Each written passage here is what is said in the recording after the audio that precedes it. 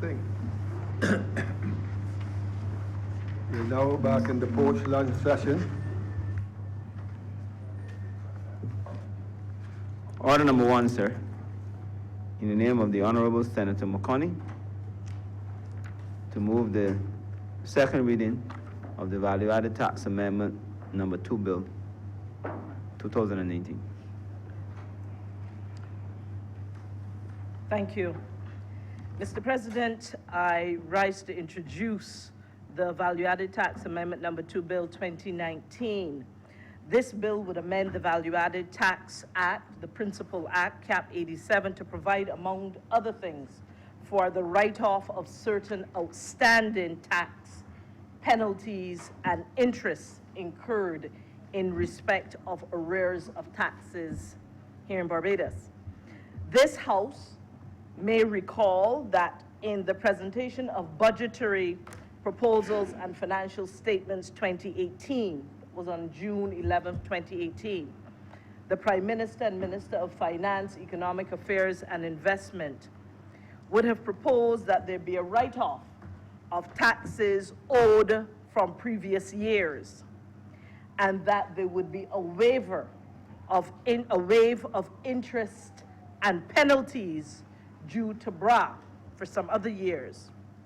Now, on further consultation with the Barbados Revenue Agency subsequent to that budgetary proposal and financial statement, it was determined that the write-off of taxes, penalties, and interests would be from 1996 to the year 2000, and that the waiver of penalties and interests accrued on arrears should commence January 1st, 2001 and extend to December 17th, to December 2017. Now, you will recognize there are 3 different pieces here. There's the tax piece, the actual tax owing, there's the interest, and then there's the penalties. And as I would have just indicated, it is the tax, penalties, and interest that would have been waived from 1996 to 2000, but only the waiver of penalties and taxes, of penalties and interest, for that period, January 2001 to December 2017. However, that waiver of interest and penalties only for that period 2001 to 2017 would only take effect as long as the tax arrears to which these interests and penalties would apply, as long as those tax arrears were paid or an arrangement was made with BRA before the deadline that was given so to do. And so this proposed amendment simply seeks to amend the Value-Added Tax Act by inserting an additional 60D and 60E into the Principal Act.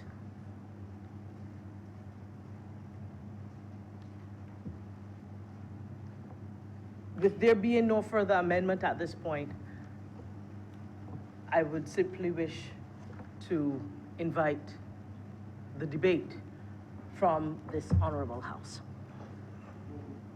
And I move that this bill be now read a second time.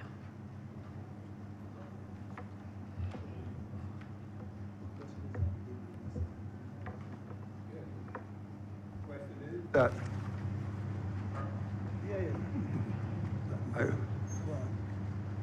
I recognize Senator Senator Franklin. Franklin, yes, Senator Franklin, sorry. Thank you very much, Please Mr. proceed, President. Sir, I have not been more angry since I came into this Senate about a piece of legislation. I can take it and leave it. I know the government will win eventually and stuff, but this one strikes to the core of everything that I believe in. When they dub this reverse Robin Hood, I'm not kidding. This bill is purporting to forgive criminals, people who actually receive money on behalf of the government and kept it. That's a criminal offense in Barbados, sir. Punishable by Section 100 of the Value Added Tax Act. Sir, it is a crime to receive government money and then keep it for yourself. Those persons who did that should have been hauled before the courts, not forgiven. Because let me tell you what happened here. You go to a store, or you go to a place of business, and you pay a VAT. That VAT should not be commingled with the rest of funds that belong to the company, the business owner. He should put it aside, knowing that every other month he has to pay into the government. And all these years, they didn't pay it in. And now the government, who has taxed everybody down to the poorest man in Barbados, $150 a day for water. You've forgiven millions of dollars for people who had the money in their coffers, who had it. People who stole it from government, people who committed their crime. And you are asking this Senate to breach the Constitution and forgive a crime, because only the Director of Public Prosecutions could choose not to prosecute people, as we saw here recently. This is a crime. This is not a problem to the Prime Minister or anybody else. If these people committed a crime, the Director of Public Prosecutions should either say, well, we are not proceeding with this matter, not Parliament. That is not the role of this Senate or anybody else or any minister. These people are criminals. They stole government money. And we are seeking to forgive them. But they haven't been charged yet. They should have been charged. Nobody is charging them. I sat and I listened to the minister in the other place speaking toward this amendment. And it is obvious the information that he was given was erroneous. Because he said that these sums, this money, they couldn't find the documentation because they were going back years. That is not true. You see, over the years, I worked at National Insurance. I worked at Inland Revenue. I worked at it would be better. But I work at Inland Revenue, and I also work in Solicitor General's Chambers. No, sir, because all those things came together for me.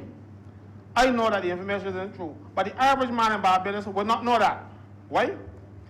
If you refuse to pay the taxes, VAT, NIS, or income tax,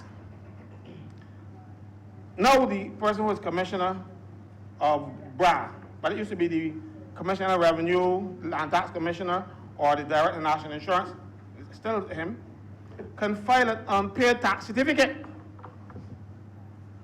alleging that you have not paid so much and so much taxes. Now, it becomes a judgment of the court. If you don't defend it, or if you defend it or not, it becomes a judgment of the court. You don't have to go to court and prove that you didn't owe this money. So there are no documents that are lost, because I went into the registry and those big judgment books are still there. That's where the information is, in those judgment books. And in those files in the Supreme Court registry. Because those unpaid tax certificates are still there. So they're not lost. So whoever tells the minister that they're lost, lied to the minister. And he then repeated that lie to the people of Barbados and to the House.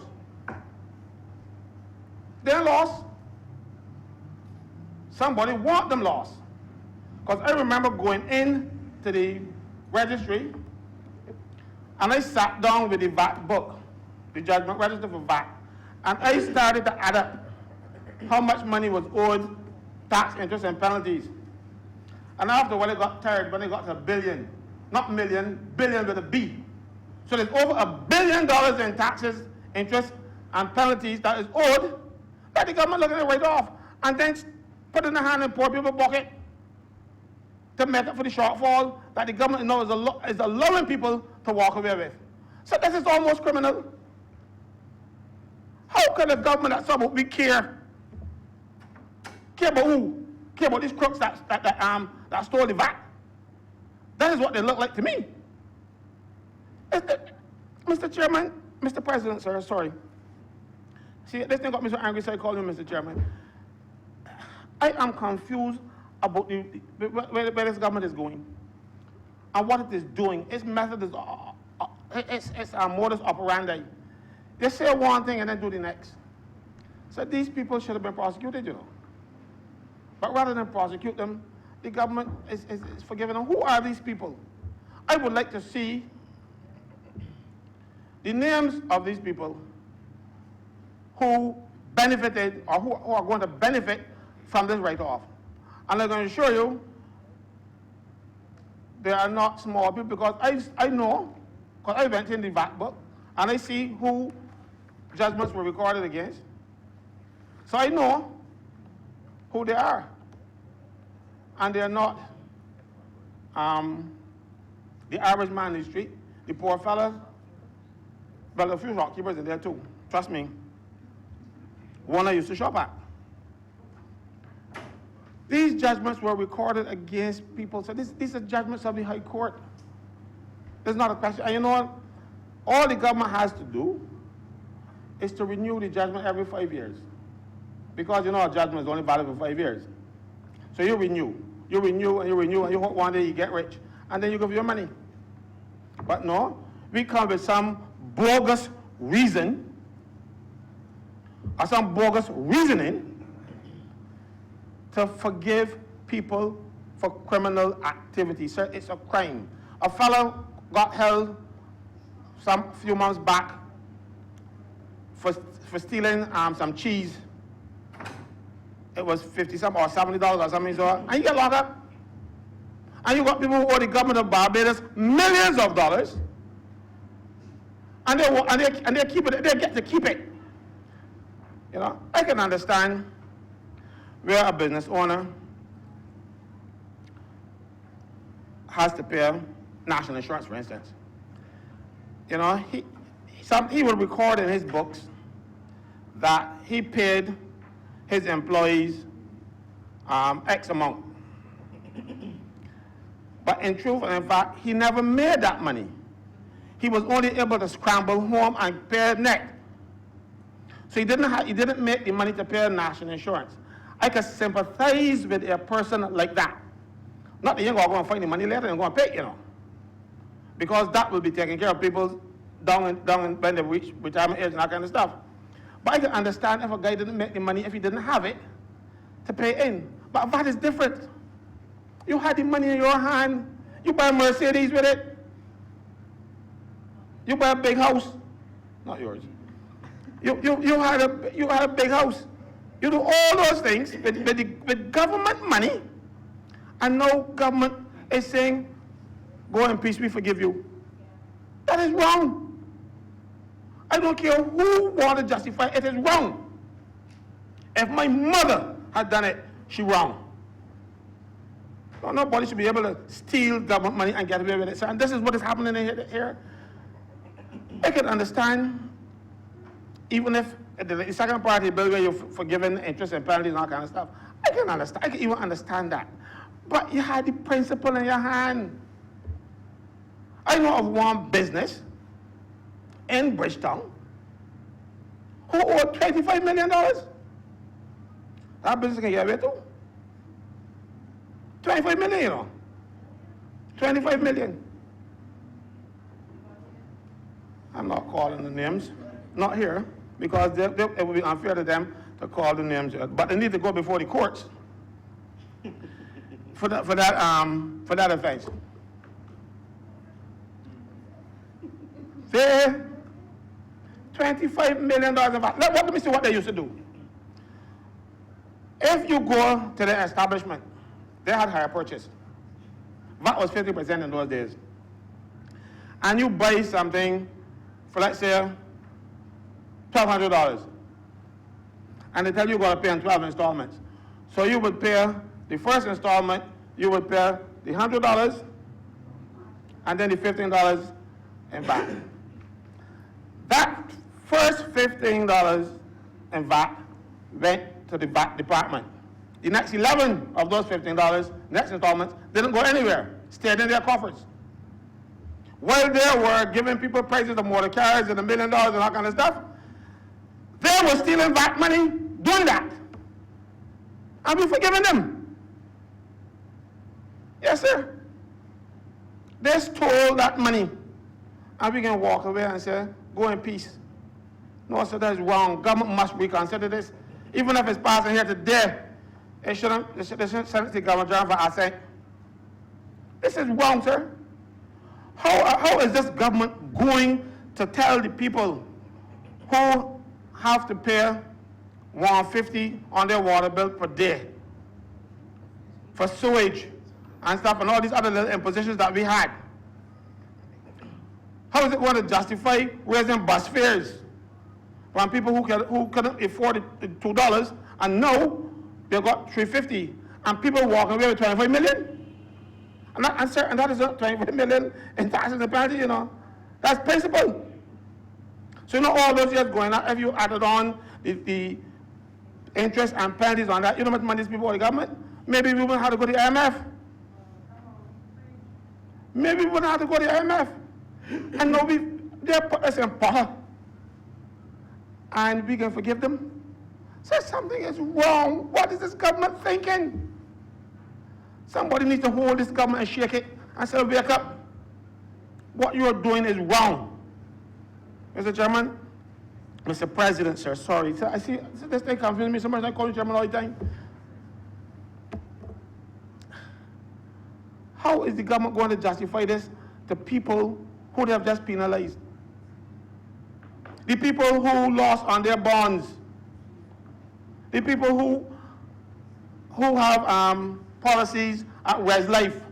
That you can give them $20,000 and over the next 15 years you can get them a little trala here. How is the just government going to face these same people with a straight face and say, oh, we care, me just cares. I mean, cares. How is the government going to do this? And come next election, this issue will not go away, you know, because I will keep this on the front burner for as long as I have breath. We cannot seem to be thinking again the rich and famous government money, and then the poor people in this country have to struggle to pay the little policy. What are they talking about? The fellow who took his gratuity and put it in bonds so that when he get little, you know, he can get a few dollars interest and stuff, and then he had to take a haircut. No government is taking the haircut from these crooks, because these crooks walking away with the money. Sir, this is unconscionable. Government should be ashamed, sir, even to think about bringing this bill in these circumstances. I cannot support this. I will not support it. Even when you pass it, I will be still speaking out against it. This is wrong. And I want the government to reconsider. Reconsider your actions. This is not excusable. The premise on which they sought to bring this before the people is untrue. It is untrue to my certain knowledge. No, but I'm guessing. Records lost what? The records ain't lost. And it can be difficult to find them, and difficult to find them. If you want to find them, ask me. I'm going to do it for free. I know where they are. Well, that is true as of now, because those books might go missing. But for now, they are very accessible. They are public documents, and they are not some that you have to, under the Data Protection Act, that you can hide. These are public documents available to any member of the public who is interested in going to the Supreme Court registry and saying, excuse me, can you finish that book? Can I get it? That's all, because they got a lot of people there searching those books. Because as a legal clerk, I used to have to go in there and check for those in those books. They're still there. Mr. Chairman, Mr. President, sir, I have nothing more to say about this, but it bothers me. I feel hurt. Thank you, sir.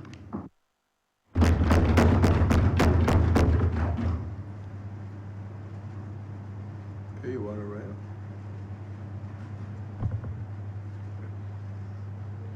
Good afternoon, Mr. President. And I'm just going to be very brief because my colleagues would have touched comprehensively on this matter that we're dealing with this afternoon as it relates to the amendments to the value-added tax. Sir, I was listening quite keenly to the minister as she brought the amendments before the chamber, looking for some type of satisfaction so that I wouldn't have to get up and ask the questions that I have. And they're very similar to what Senator Franklin would have raised, but I would have liked a little more specifics as to why we are making these amendments. Sir, as she rightly said, we are writing off the VAT owed between 1996 and 2000. That's a 4-year period. And then from 2001 to 2017, we are waiving penalties and interests.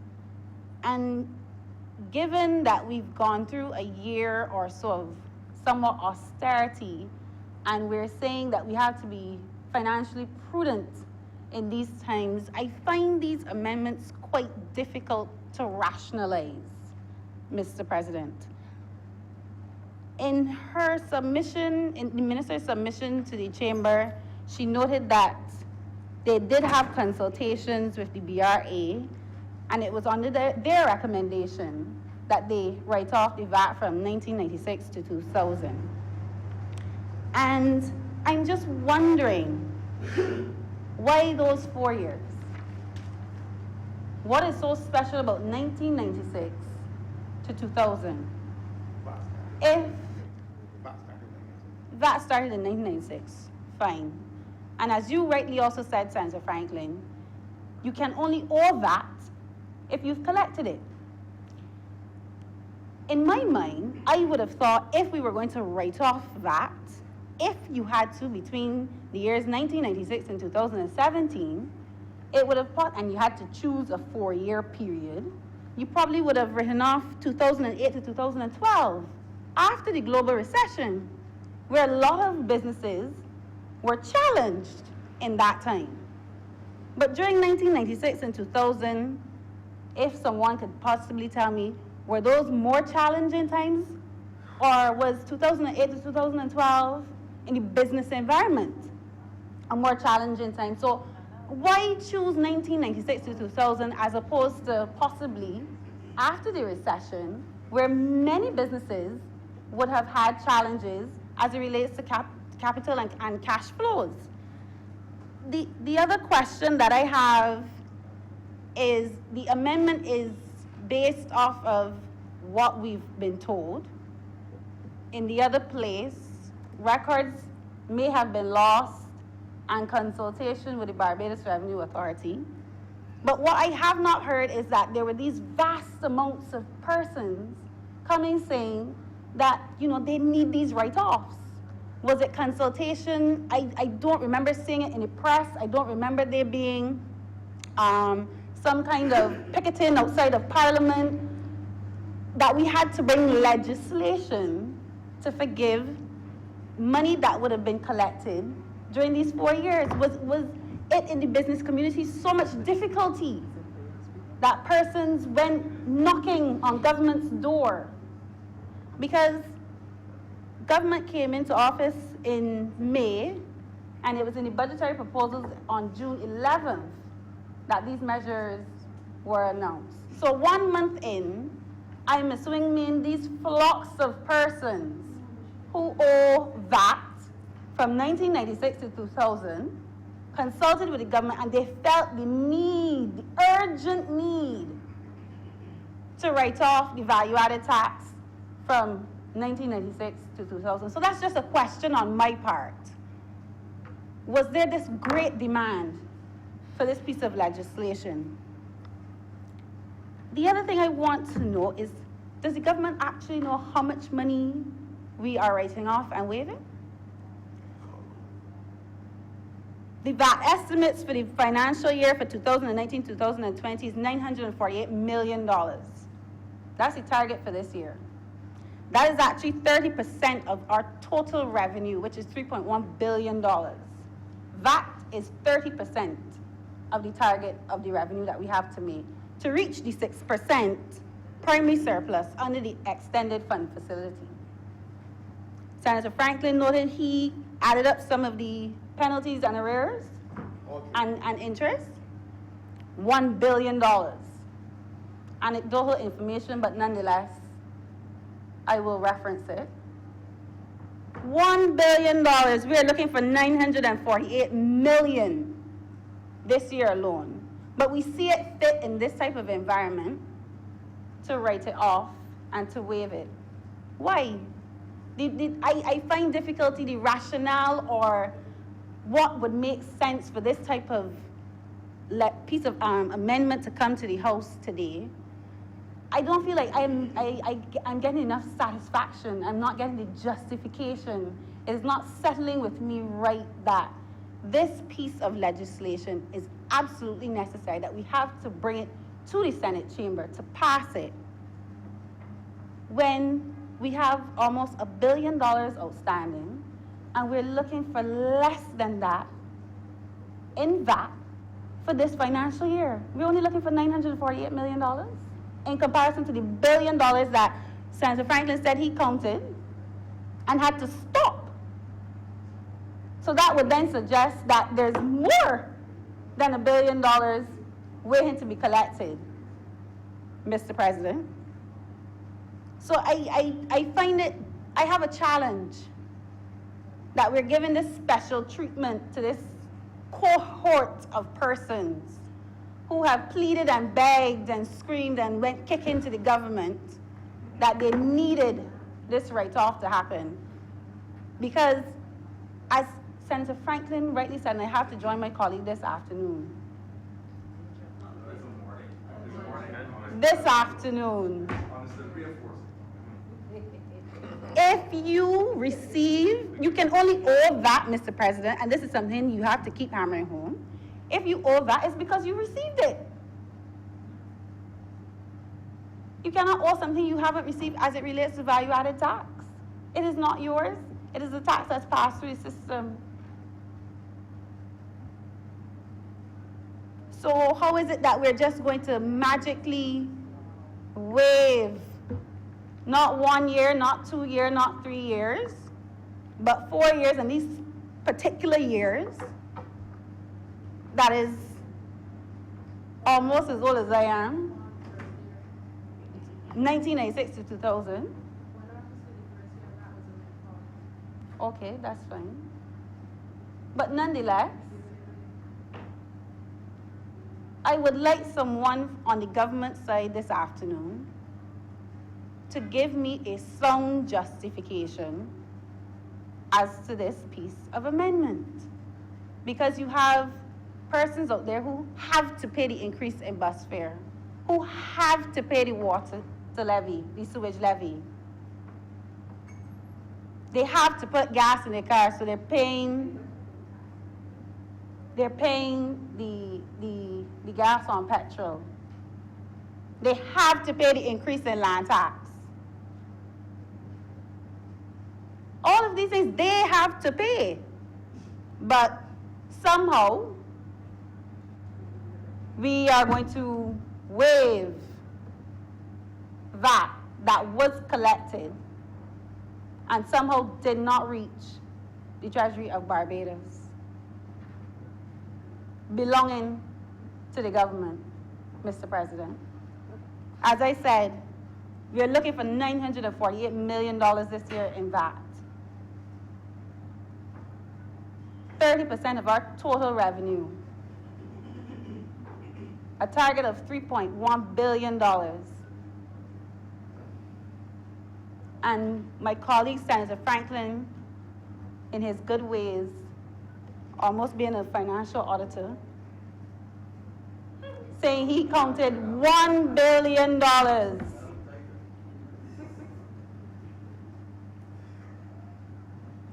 in arrears and penalties and interest. So, Mr. President, if we're going to say the government purse is tight and we have to be pinching our pockets at this time, we have to stay the course. These people don't have to stay the course because they're being given a handout. They're being waived, Mr. President. But remember, people have to pay the increase in bus fares. People have to pay the increase in land tax. They have to pay the sewage levy if they want running water. But if you owe that from 1996 to 2000, do not worry, the government cares. And they're going to be gracious because they're going to write it off today. Mr. President, I'm obliged to you. Thank you, Senator Drake. Yes.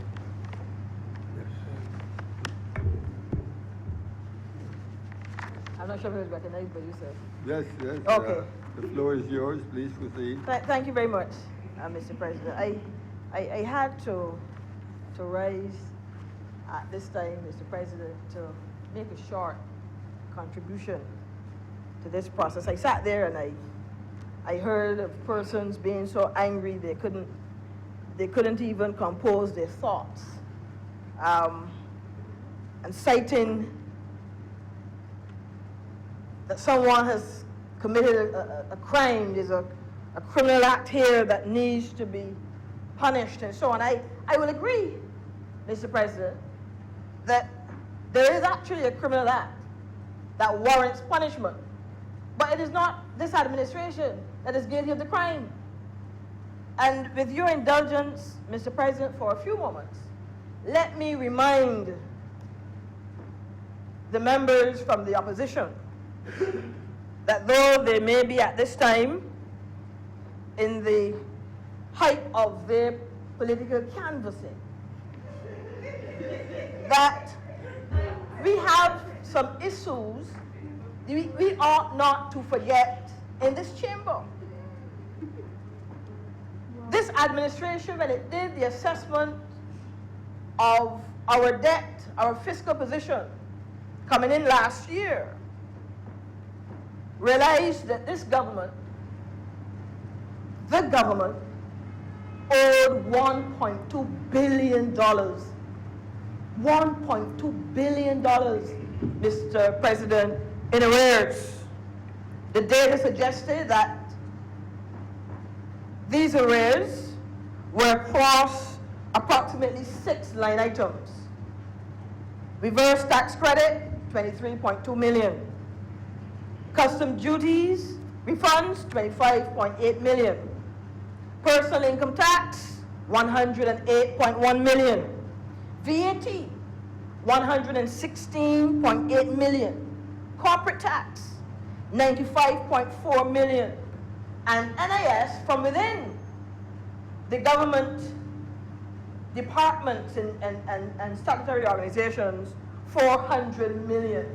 Mr. President, somebody did not pay that $1.2 billion over time. It was not this administration. It was not this administration, Mr. President. The facts are that the private sector in this country has been asked to carry a burden in the last decade or so in not being able to receive refunds from government in a timely manner. Who committed the crime then? Mr. President, we have facts coming out of the private sector association at the time. In 2012, just on the cost of the 2013 general election, they did a survey. Because the private sector is now reeling. The private sector is struggling. Mr. President, we're talking about facilitating business in this country. The private sector was owed millions of dollars by the government. And so on the heels of that 2013 election, the Private Sector Association did a study, exploratory as it was at the time, just to have a sense of what was the level of arrears, to see if they can possibly appeal to the government of the day to ease the pressure on the private sector to pay down on these arrears and thus facilitate business in this country. Mr. President, the facts are that study suggested at that time, it was only exploratory, it was not scientific, so it was not a representative sample of the private sector. Just about 50 or so businesses were polled. And the data at the time, Mr. President, suggested that government owed $50 million. $50 million. $50 million in arrears to the private sector. Would you believe, Mr. President, that there was no effort on the part of government to try to repay those even after the 2013 general election? No effort at all, Mr. President. So when I hear this afternoon about this crime that's being committed, the facts are the government at the day may very well be guilty of committing the crime. Because how is it that you can owe businesses in this country, micro, small, medium, large, $50 million and refuse to pay? Refuse to pay. And we cannot take the government to court. We cannot call our attorneys and file a writ. So who is guilty of the criminal act? But the government of the day cared not that it was inhibiting the private sector from growing and from being competitive in this country. These are the facts. How often do we forget, Mr. President? And that was a conservative amount. And that's conservative because it was only exploratory. On a point of order, Mr. President, Senator Hall is misleading the Senate. She's talking about two different things, sir. In 1996 to 2000, those were the good years. The government owned a body that VAT, no refunds in those days. The VAT was paid back. The problem started in 2008 when the last administration refused to pay back people money. But the 1996 to 2001, everybody got back their refunds in those days. That's the same mistake that the minister that was talking about, the minister made. So she has the same misinformation. In 1996 to 2000, thank you, sir. I just want to explain it. Make sure, thank you, sir. Well, Mr. President, I thank you for shielding me from the honourable member. But I didn't hear you say, but I would agree with you if you did, that there was no point of order. There was really no point of order. Because what I'm speaking to, Mr. President, is a survey that was done at a point in time that showed that this arrears accumulated over that period of time. It was not arrears that's only accrued in that 1 year that I'm talking about. There's accumulated arrears over a period of time. And I am showing, Mr. President, that the goodly senator is misplaced in his views. He is misplaced. And the facts are that the last administration, if you're going to cite and call on anyone as being guilty of a crime, was more so guilty because they refused to honor the commitments pursuant to the relevant piece of legislation that says that they, as a government, have a right to refund the private sector their monies. They're the ones. And that's the point. So it is not a case of this administration being guilty of any crime or facilitating those who he suggests may be guilty. It is that we are here, as per usual, seeking to address and correct an issue that occurred in the past.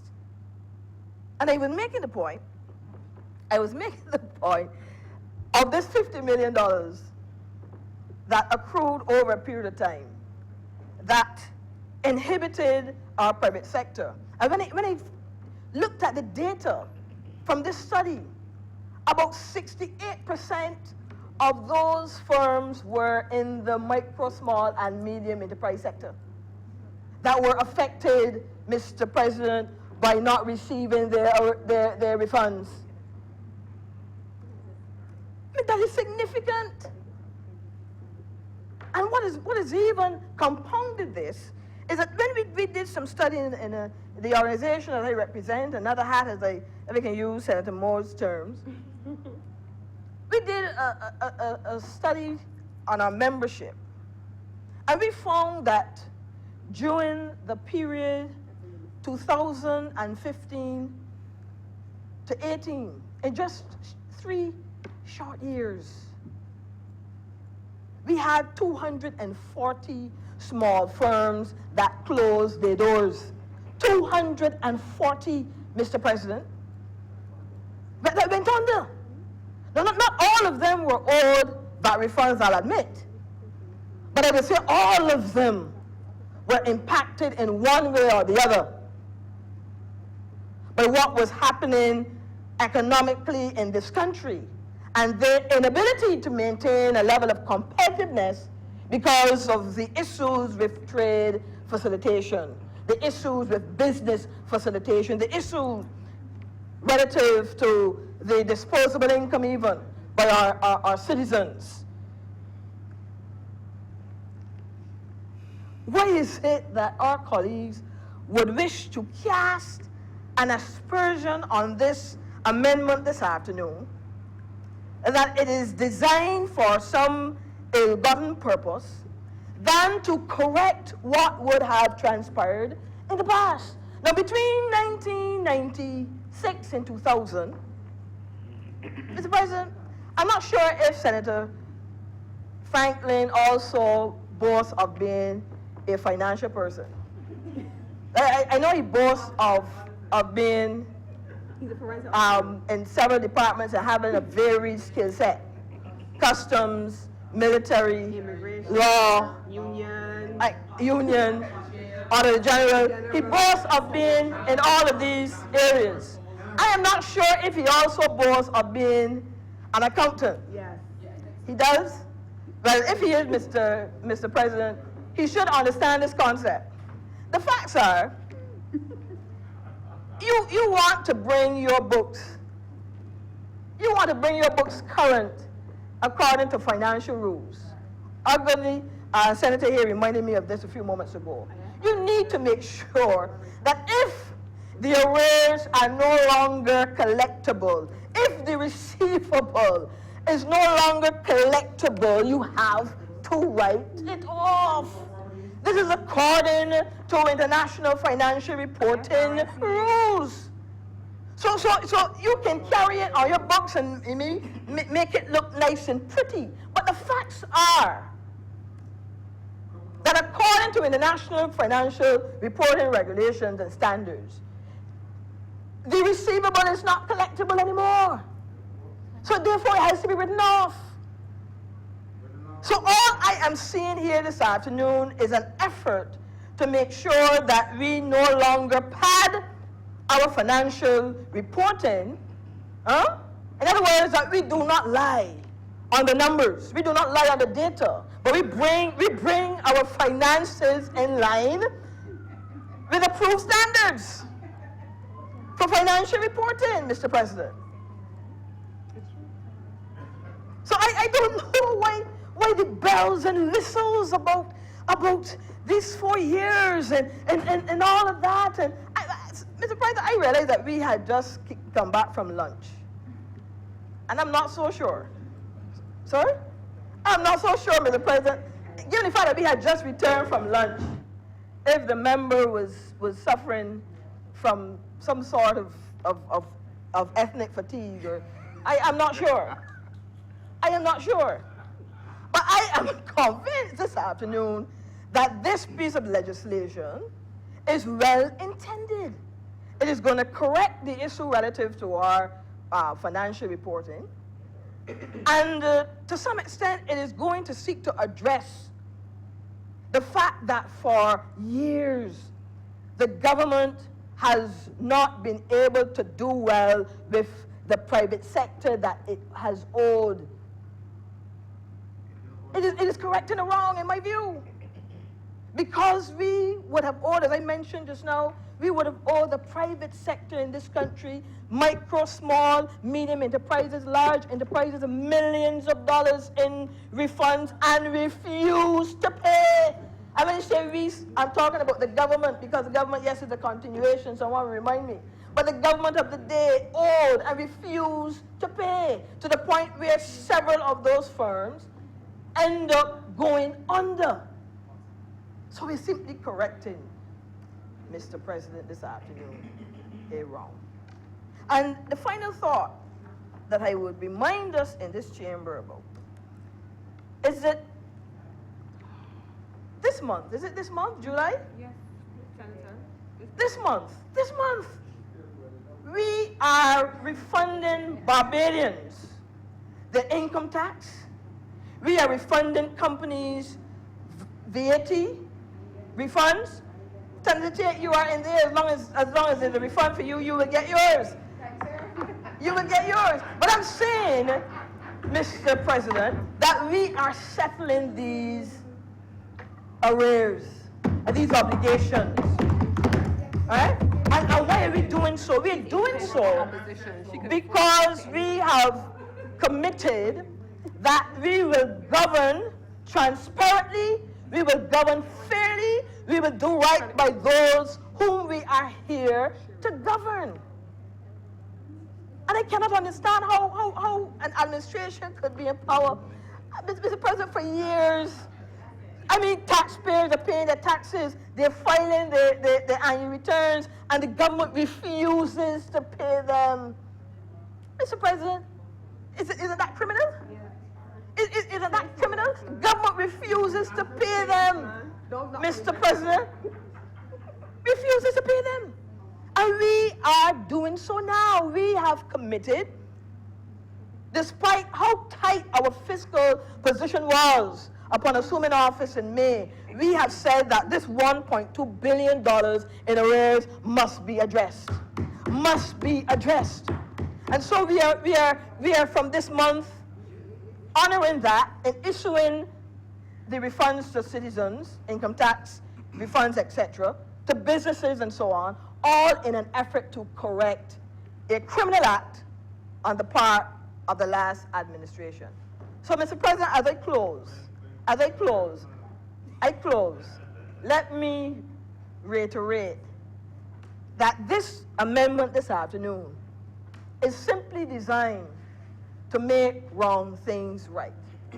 Make wrong things right. Correct our books, make sure that we are not carrying big receivables for the sake of so, and when we know that they're not collectible, we want to tidy up our books and bring our books into standards relative to international financial reporting, and that we are going to do right by the private sector in particular, who has been owed millions of dollars in VAT refunds, and our citizens who've been owed millions in income tax refunds. So if that is not good governance and good government, I don't know what is.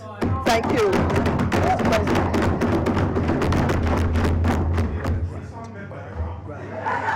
Senator Grant follows Senator Holden. Thank you, Mr. President. I just wanted, sir, to lend my voice in support of the bill that is before this chamber, to support the comments certainly made by Senator Holder.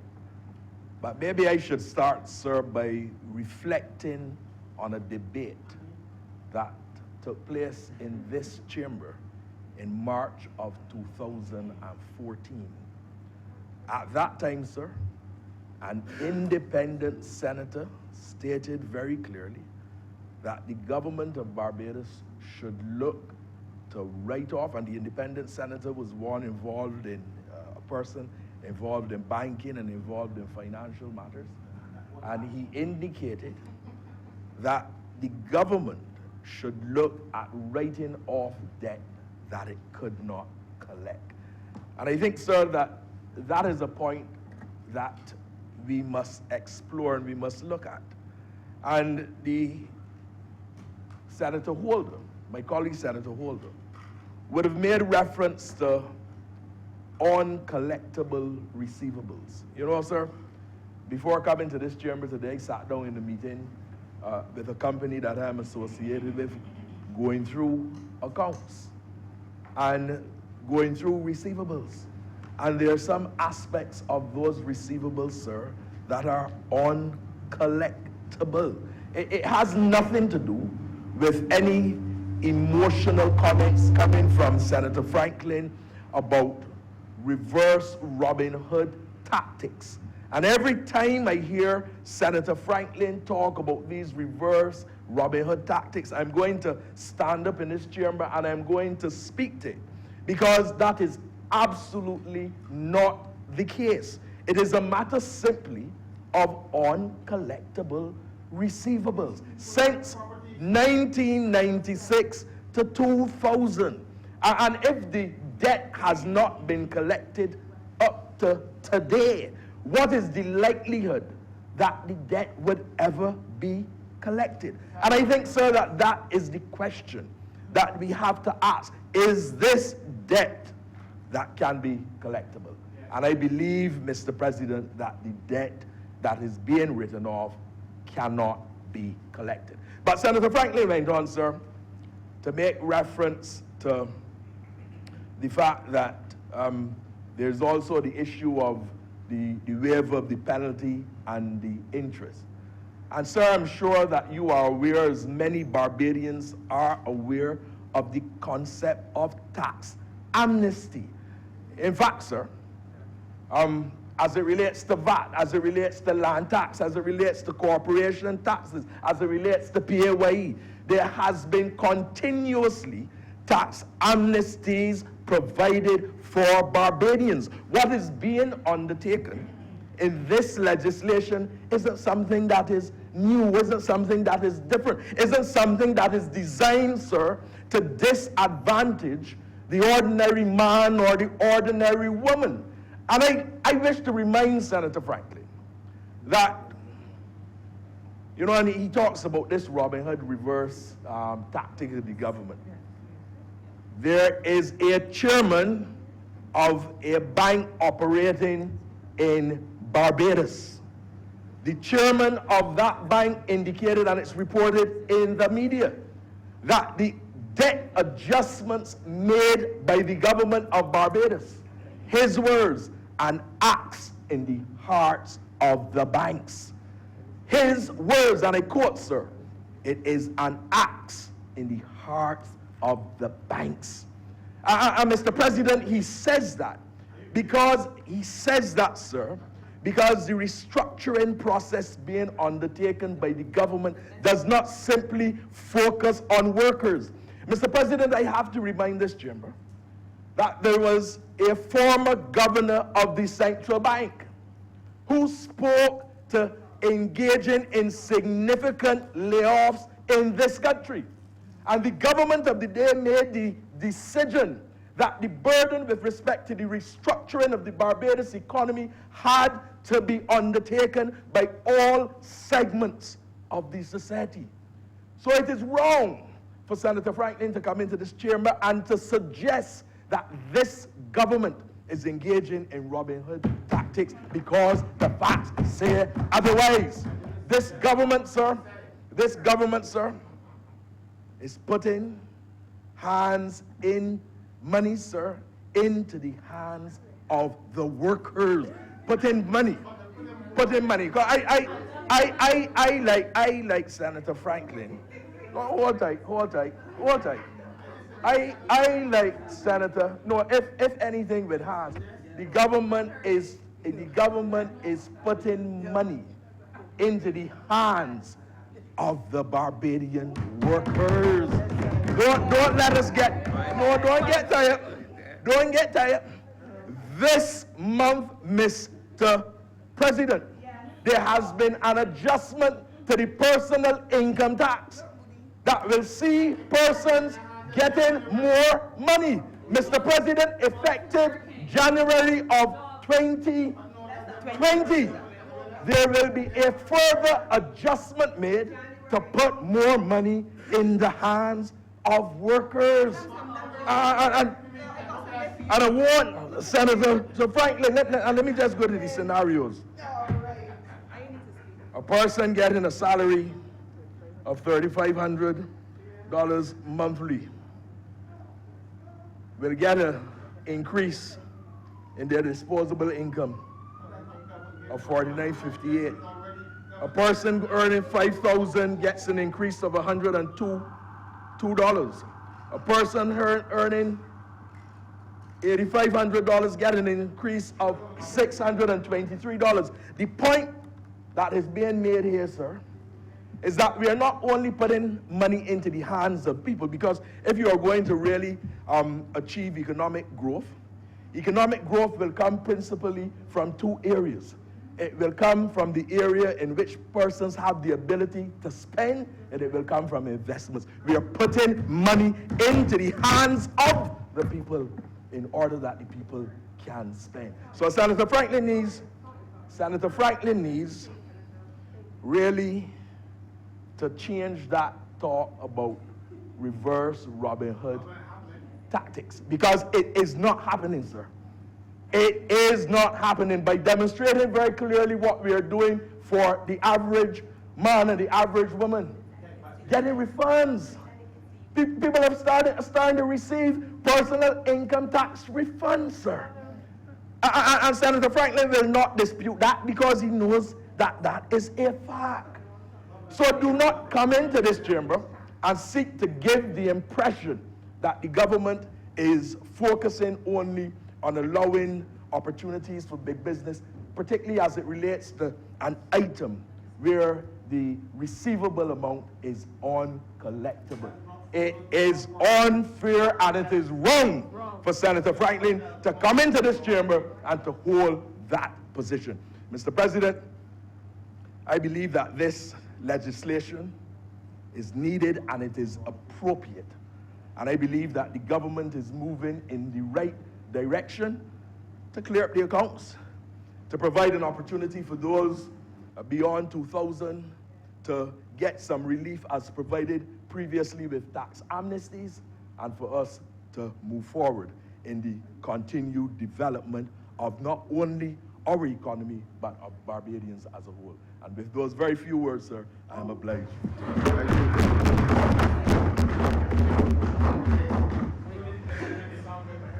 Senator Moore.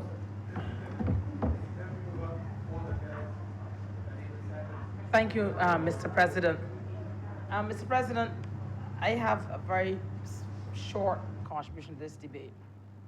Unlike some of my colleagues, senators, Mr. President, I've never had the opportunity to be an expert in so many different areas. I've never had a chance to work in customs, and at the prison, national insurance.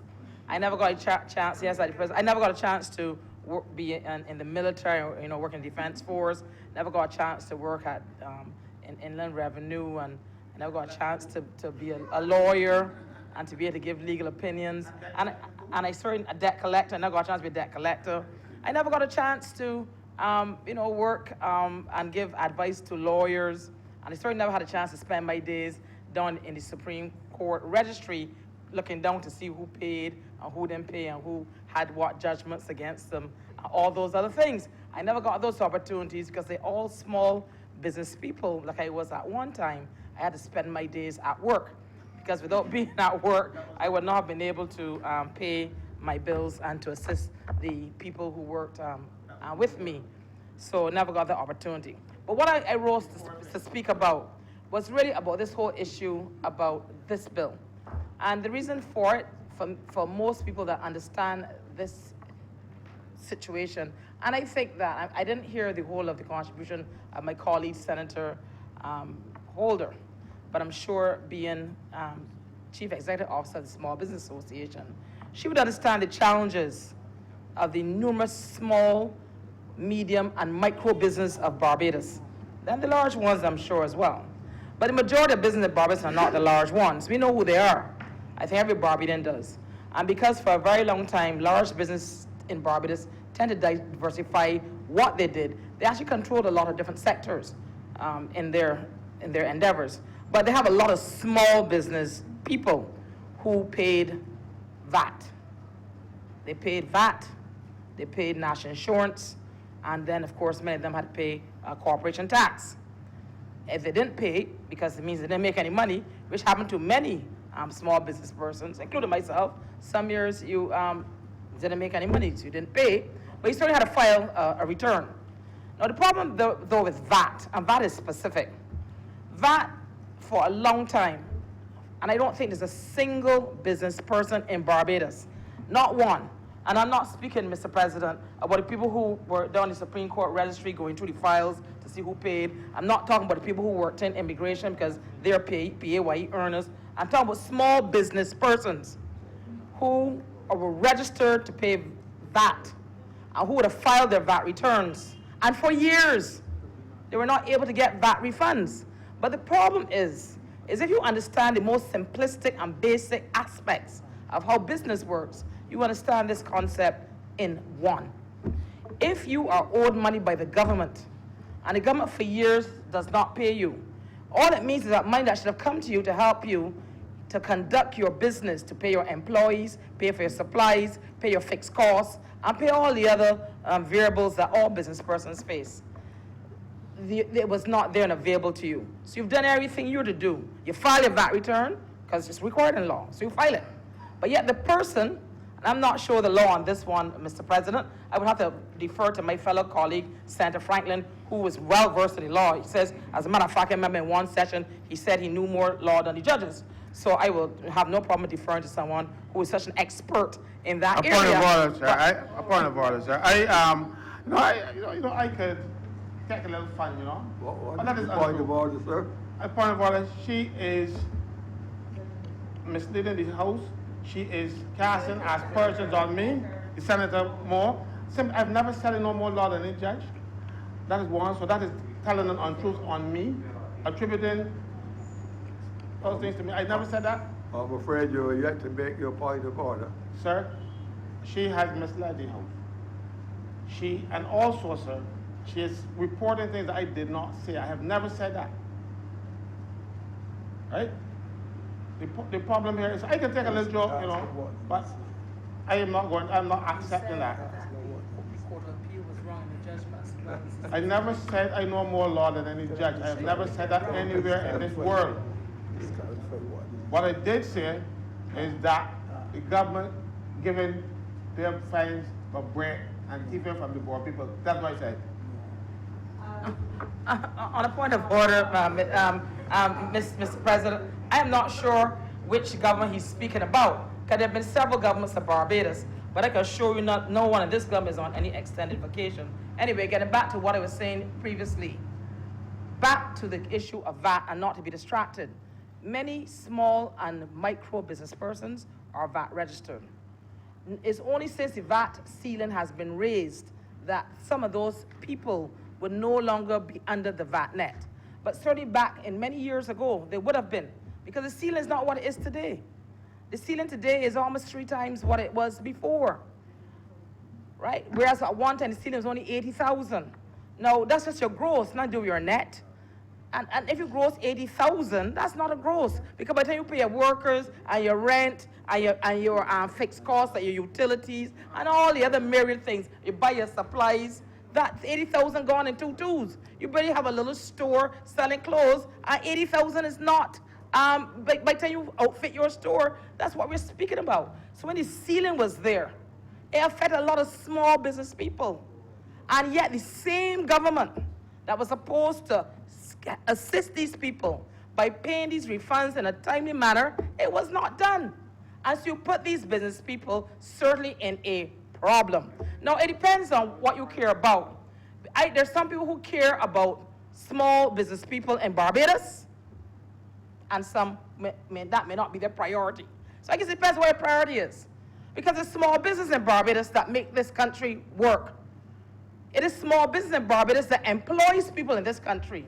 Everybody employ a 2-person here, a 1-person here, a 3-person there. It's what makes this country work.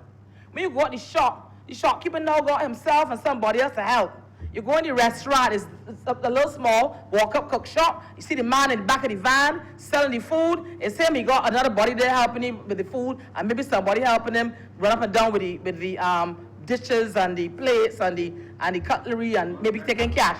What I'm trying to explain is small business people in Barbados would have paid VAT for years and never got back a VAT refund. So to suggest that there's anything nefarious in this particular bill is really to suggest that that individual doesn't understand the plight of the average Barbadian, because that is the average Barbadian. The average Barbadian, Mr. President, is not the company that's making $40 million, but it's not the average company in Barbados.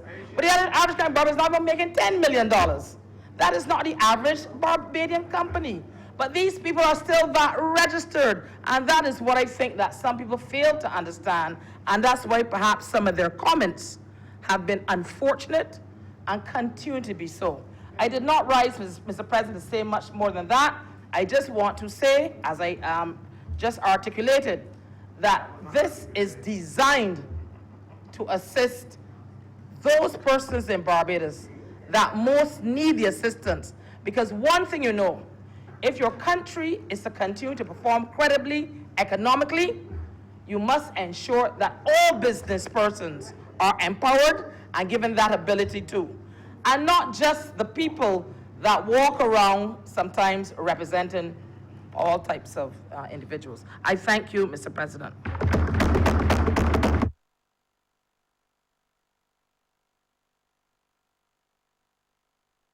Senator McConney. Mr. President, this was quite an exciting debate. And I believe that, pardon me? You know, all the time. But you know, it says that we all feel excited and passionate about that. Didn't know that it could evoke such passion. But what I will say, Mr. President, some questions were raised, and I think they deserve some level of response. Whether it will satisfy all of those, there are some of us in the Senate, some honorable members who are very hard to satisfy, no matter what. And I would say, Mr. Sam, that certainly one of the reasons why, and the question was, what are some of the reasons why?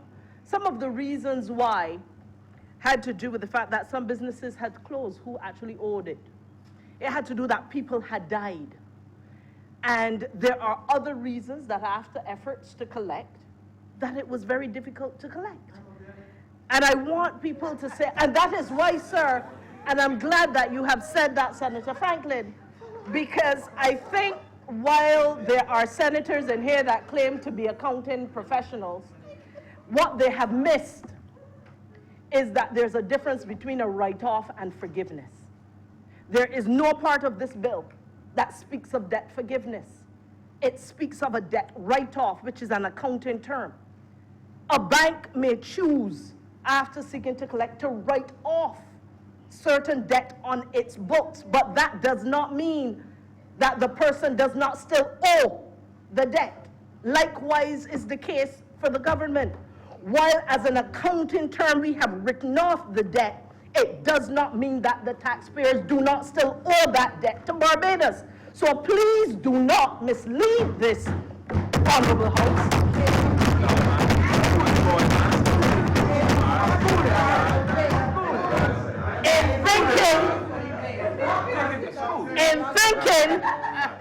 In thinking that there are accountants in here posing.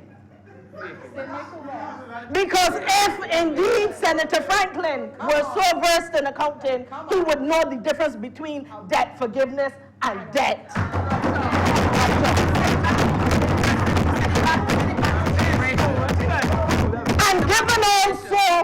Mr. President, that Senator Franklin is also claiming to be someone who can go and collect debt. I assume he would also have read the Sunday newspaper when the Barbados Revenue Authority put out an RFP for debt collectors. And perhaps you might want to send in an application.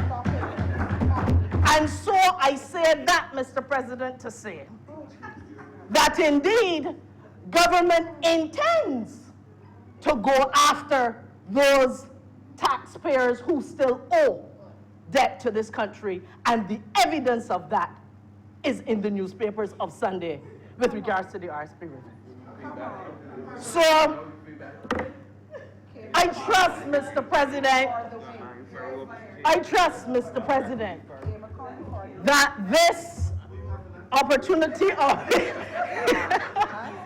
that this response in some way provides some satisfaction to those who cannot be satisfied on the opposition senator's side, and also provides an opportunity to those to either be schooled in accounting and also the opportunity for them to apply to be one of our debt collectors. And it is with these few words, Mr. President, that I beg to move that this bill again be read a second time.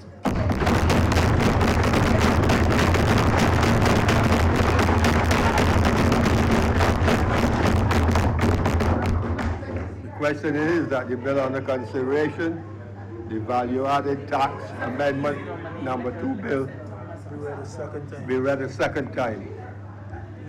All honourable members in favour, please say aye. Aye. Those against, please say no. Me think the ayes have it. Mr. President, I beg to move that your honor do now leave the chair and the Senate resolve itself into committee for further consideration of this bill. The question is that I do now leave the chair and the Senate resolve itself into a committee of the whole Senate for the further consideration of this bill in committee. All honourable members in favour, please say aye. Aye. Those against, please say no. We are now in committee. It's going to take them 5 minutes. Really.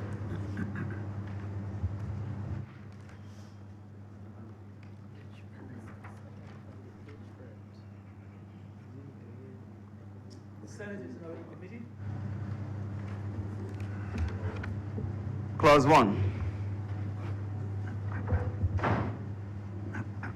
Mr. Deputy President, I beg to move that Clause 1 now stand part.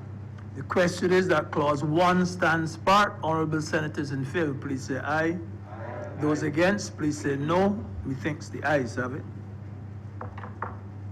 Clause 2. Mr. Deputy President, I beg to move that Clause 2 now stand part. The question is that Clause 2 stand part. Honourable Senators in favour, please say aye. Aye. Those against, please say no. Methinks the ayes have it. Report. Report. Report. Report. Mr. Deputy President, I beg to move that you now report to His Honor the President the passing of one bill in committee.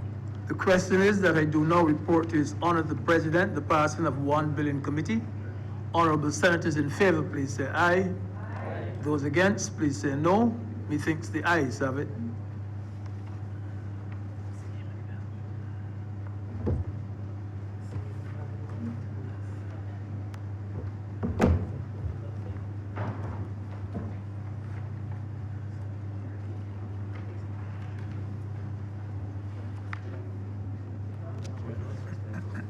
You can even make a call.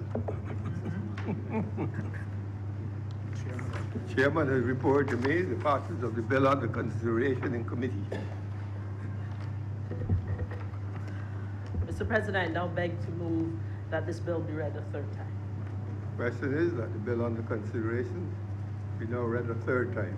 All honourable members in favour, please say aye. Aye. Those against, please say no. We think the ayes have it. Mr. President, I beg to move that this bill now pass and be cited as the Value-Added Tax Amendment Number 2 Act 2019. Question is that the bill do now pass and be so cited. All honorable members in favor, please say aye. Aye. Those against, please say no. No. Divide. A division has been called for.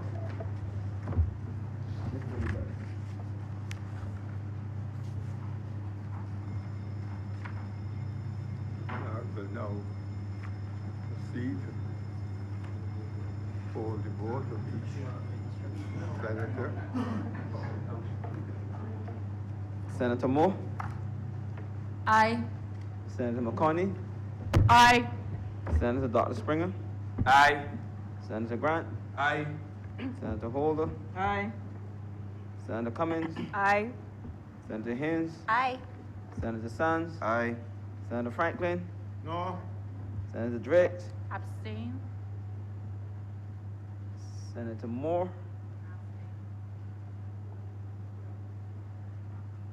Senator Tate, Abstain. Senator Maynard, No. Your Honor, Senator Greenwich, Aye.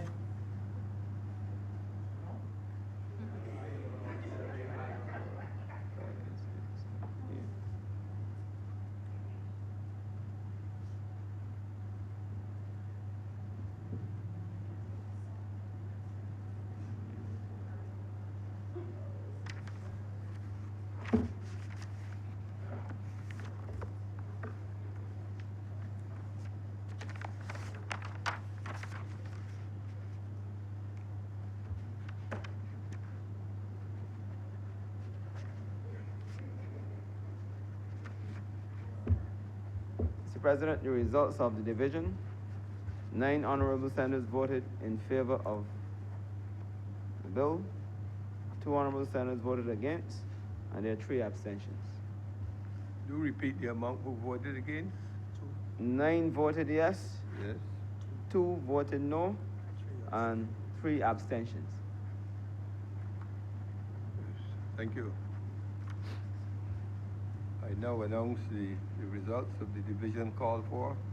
9 honorable senators voted in favor of the bill, 2 voted against, and 3 abstained.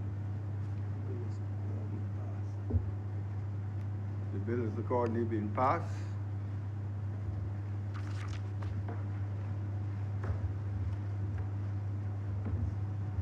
There's the end, you see? There's the end to this. Can't do anything else. Move the chairman before the day appointed, or we come back next week.